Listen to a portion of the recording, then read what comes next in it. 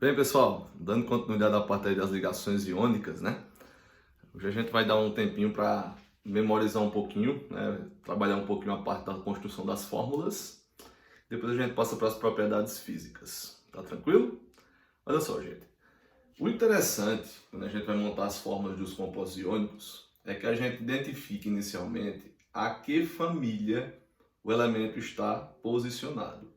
Porque isso já facilita quando você vai desenvolver e identificar a quantidade de ligações que os elementos químicos têm que fazer. Tipo, quantos elétrons o metal tem que doar e quantos elétrons o ametal tem que receber. Então veja só, eu dei aqui 3 exemplos para a gente trabalhar um pouquinho em cima disso, certo? Primeiro, veja o primeiro exemplinho. Eu tenho aqui o lítio e o enxofre. Eu fui na minha tabela periódica, procurei os dois elementos químicos. O lítio é um elemento da família 1 ou 1A da tabela periódica, ou seja, ele tem um elétron de valência, tá? Ele vai ter que doar um elétron. E o enxofre é um elemento da família 16 ou 6A da tabela periódica. Então quer dizer que o enxofre ele tem que receber 2 elétrons. Por uma questão de lógica, se o lítio tem que doar 1 e o enxofre tem que receber 2, isso indica que a gente tem que ter 2 lítios e 1 enxofre. Pois o lítio, ele vai doar um elétron e o enxofre ele tem que receber 2 elétrons. Fazendo a regrinha, né, da lei de formação do composto, o que é que você vai ter? 1 vai e 2 vem. Então a regrinha do vai e vem, ó. 1 vai e o 2 que está aqui, ó, ele vem. Então o que é que você vai ter? Você vai ter Li2S. Esta é a fórmula iônica, esta é a fórmula do composto, ó, Li2S. E para a gente comprovar que isso aqui realmente está acontecendo, você vai ter Li, Li. Cada lítio tem apenas um elétron. Como é que eu sei que o lítio só tem um elétron? De acordo com a sua família. E eu vou ter aqui o que, gente? Um enxofre. O enxofre tem 1, 2, 3, 4, 5, 6 elétrons. Logo, o que é que vai ocorrer? Uma transferência. Um elétron vai do lítio para o enxofre, o outro elétronzinho, olha, vai do lítio para o enxofre. Como é que nós chamamos as formulazinhas mesmo? Vamos lembrar? Essa daqui é a fórmula iônica, ó, fórmula iônica do composto. Pode se chamar também de íon fórmula. Essa aqui é a fórmula do composto, né? E essa aqui, gente, é a fórmula eletrônica, ó, fórmula eletrônica, que pode se chamar também, né, de fórmula de Lewis. Fórmula eletrônica que pode se chamar também por fórmula de Lewis. Vamos lá, segundo exemplo, como é que nós temos? Nós temos o alumínio e temos o oxigênio. Fui na minha tabelinha, achei os dois elementos químicos. Se eu não tiver a tabela, eu tenho que ter o número atômico para justamente encontrar a última distribuição eletrônica e posicionar o elemento na tabela, saber qual é a família que ele está. O alumínio é o elemento da família 13 ou 3A. Família 13 ou 3A. E o oxigênio é o elemento da família 16 ou 6A novamente, bem como o enxofre, tá?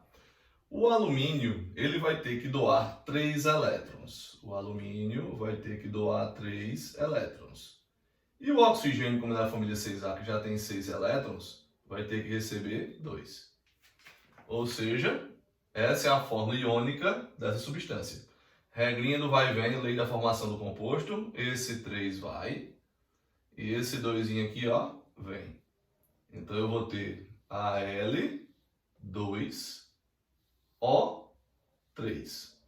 Vamos agora justificar esse composto realmente se ele existe, justamente com quem? Com a forma eletrônica. Então você vai ter um alumínio, 2 alumínios. Mas vamos ter 1, 2, 3 oxigênios. Tá aqui, ó, 2 alumínios e 3 oxigênios. Cada alumínio vai ter 3 elétrons, ó, cada alumínio, 3 elétrons. E o oxigênio 1, 2, 3, 4, 5, 6. Cada oxigênio 1, 2, 3, 4, 5, 6. Oxigênio 1, 2, 3, 4, 5, 6. Tá vendo que vai dar bem certinho?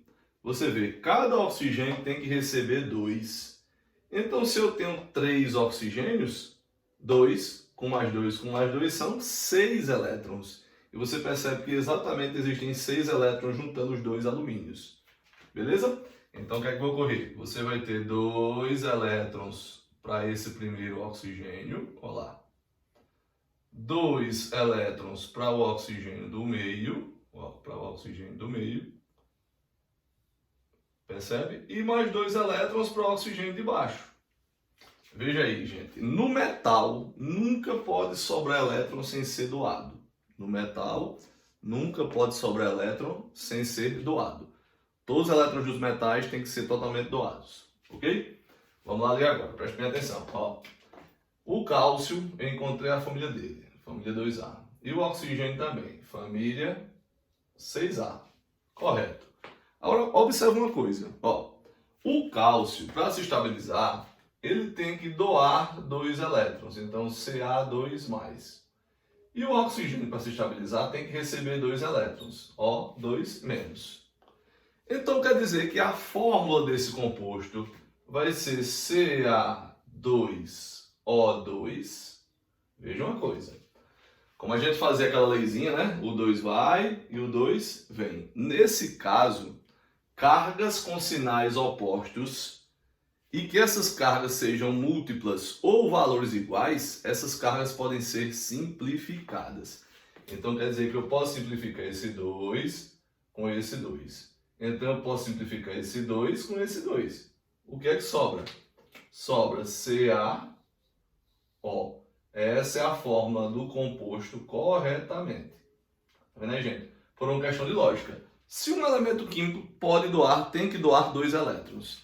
E o outro tem que receber 2? Então, por qual motivo eu teria que ter 2 metais e 2 ametais? Não teria nenhuma necessidade. Por isso que eu só preciso ter um metal e um ametal. Tá? Toda vez que essas cargas elas forem valores que sejam múltiplos entre si, supondo 2 e 4, 3 e 6, tá? São valores que a gente pode simplificá-los. Eu posso fazer a simplificação tranquilamente.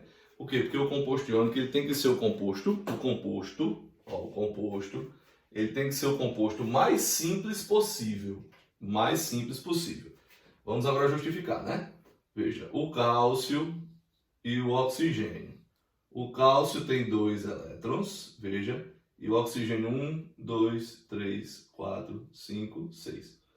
Então o cálcio ele vai justamente doar 2 elétrons para o oxigênio.